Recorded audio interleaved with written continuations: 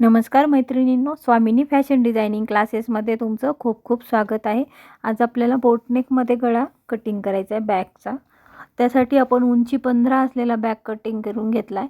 Shoulder जे आहे त्याचं ते 15.25 इंच आहे। मोंडा जो घेतला आहे आपण तो 7 इंचाचा घेतला आहे आणि जी ब्लाऊजची घडी आहे ती 11 इंचाची घडी घेऊन आपण बॅग कटिंग करून घेतला आहे।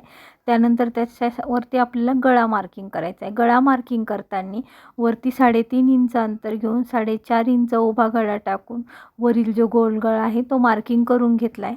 खालील गळा टाकताना मध्ये आपल्याला 1 इंच पॅक हवं आहे, त्यासाठी 1.5 इंच अंतर जे आहे ते सोडून दिलं आहे। त्यानंतर परत 3.5 इंच वरती आणि खालीमधून जो चौकोन आहे आपल्याला हवा तर जेवढा डीप हवा आहे त्या उंचीप्रमाणे चौकोन मार्क करून घेतला आहे आणि त्यानंतर गळा आपण मार्क करून घेते। कुठलाही गळा मार्क करताना आपल्याला जो गळा सांगितला आहे त्याचं ॲनालिसिस करता आलं पाहिजे, त्याचं व्यवस्थित निरीक्षण करता यायला हवं। ते निरीक्षण केल्यानंतर आपल्याला गळा बनवायला खूप सोपं जातं। आता आपण जो गळा आहे तो या पद्धतीने मार्किंग करून घेतला आहे। वरील बाजूने आपण 2 कट वर्क घेतले आणि खाली गोल दिया आकाराचा जो आकार आहे तो देऊन घेतला आहे आणि पुढे सरळ कमरेमध्ये जे मार्किंग आहे आपण ती केली, कारण आपल्याला गळा 2 पार्टमध्ये तयार होणार आहे। त्यानंतर आपल्याला गळा जो आहे जसा मार्किंग केला तसाच कटिंग करायचा आहे। त्यासाठी हे बघा, बरोबर हळूवार पद्धतीने वर जे आपण 2 कट घेतलेत, 2 सर्कल घेतलेत ते कटिंग करून घ्यायचे। त्यानंतर खालचा हाफ राऊंड दियाने कट करायचा आणि सरळ जे आहे ते कमरेत कटिंग करून घ्यायचं। या पद्धतीने बॅगचा आपले पार्ट 1 आणि पार्ट 2 2 भाग निघालेले आहेत। दोन्ही भागात आपल्याला जे आहेत त्या अस्तरवरती कटिंग करायचे आणि व्यवस्थित करायचे, कारण आपले जे आहेत छोटे छोटे तुकडे तयार होतील आता आणि कुठे आपला जो गळा आहे तो एकदम व्यवस्थित तयार होईल, त्यासाठी काळजीपूर्वक कटिंग करायचं आहे। आता आपण अस्तर घेतलं आहे, बंद बाजूला वरील जो पार्ट आहे 1 नंबरचा तो ठेवून घेतला आहे व्यवस्थित आणि आहे तसा मार्किंग करून घेते। जो आपण आकार दिला आहे तो सरळ कमरेपर्यंत, वरील जो गोल गळा आहे तो मोंडा या पद्धतीने व्यवस्थित मार्किंग करून घेतले, कुठेही मार्जिन वगैरे त्याला ठेवलं नाही आहे।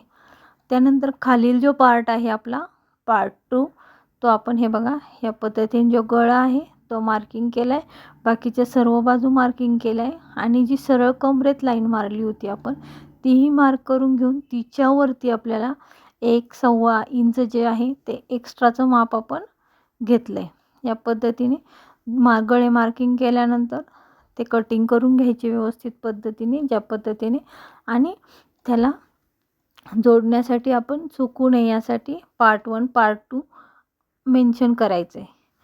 दोन्ही आपले अस्तर जे आहेत कटिंग झाल्यानंतर पार्ट 1 पार्ट 2 उरलेले असतात, बाकीचा ब्लाऊज कटिंग करून घ्यायचा आणि ब्लाऊज पीस घ्यायचा आहे। ब्लाऊज पीस मांडल्यानंतर त्यावरती आपल्याला काठ जे आहेत ते ब्लाऊजच्या वरच्या बाजूला घ्यायचे।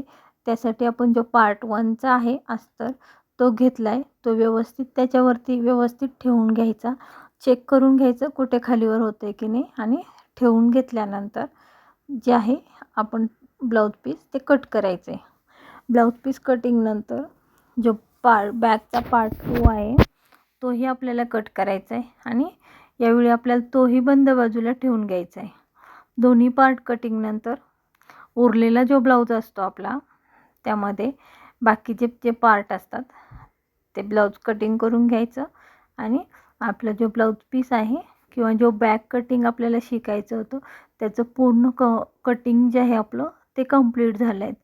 तर तुम्हाला हा व्हिडिओ जो आहे थोडासा किचकट ब्लाऊज असेल तर कशा पद्धतीने त्याचं कटिंग करायचं असतं हे मी थोडक्यात तुम्हाला समजावण्याचा प्रयत्न केला आहे। तो तुम्हाला आवडला असल्यास व्हिडिओला जास्तीत जास्त लाईक करा, जास्तीत जास्त शेअर करा, जास्तीत जास्त सबस्क्राईब करा। त्याचबरोबर आपल्याकडे सर्व प्रकारच्या ब्लाउजांचे सर्व मापाचे तयार पेपर पॅटर्न कटिंग बनवून मिळतात। त्यासाठी स्क्रीनवरती दिलेल्या नंबरवरती जास्तीत जास्त संपर्क साधा। संपर्क साधताना कॉल बरेच येत असल्यामुळे कधी कधी उचलायला होत नाही किंवा कॉल उचलला जरी गेला नाही तरी नंतर त्यावरती कॉल मी करेलच, त्यासाठी तुम्ही कॉल केल्यानंतर रिसीव केला नाही तर त्यासाठी क्षमस्व आहे मी तुमची. आणि व्हिडिओ आवडला असल्यास व्हिडिओला लाईक करा.